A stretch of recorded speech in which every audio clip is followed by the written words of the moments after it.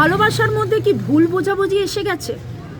অনেকটা দূরত্ব হয়ে গেছে, বুঝে উঠতে পারছেন না কি করবেন কি না করবেন? ক্ষমা করে দিন। এই কথাটা আমার মনে হয় রিডিংয়ের সময়ও আমি একবার নয় বারবার বলি, ক্ষমা করে দিন, ক্ষমা চেয়ে নিন। তার সাথে হয়তো যোগাযোগ নেই, তাই জন্য আপনি ভাবছেন আপনি কী করে ক্ষমা চাইবেন।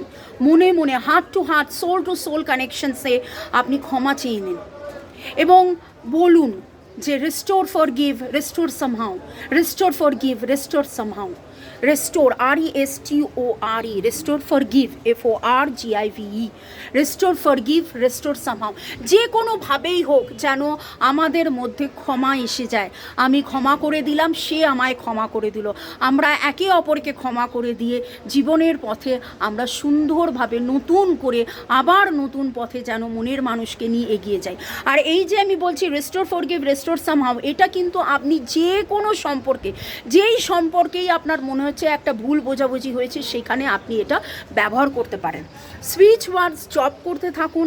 আর কি কি নিয়ে আমি আসব আমাকে জানাবেন, আমি চেষ্টা করব ছোট্ট ছোট এই ভিডিওসগুলো নিয়ে আসতে। আপনাদের সাথে কথা বলতে আমার খুব ভালো লাগে এবং আপনাদের লাইক, শেয়ার, সাবস্ক্রিপশনের জন্য অনেক অনেক অনেক ধন্যবাদ। ভালো থাকুন, সুস্থ থাকুন, সবাইকে মন থেকে ক্ষমা করে দিয়ে মন থেকে ভালোবাসুন এবং জীবনের পথে এগিয়ে চলুন। May God bless you.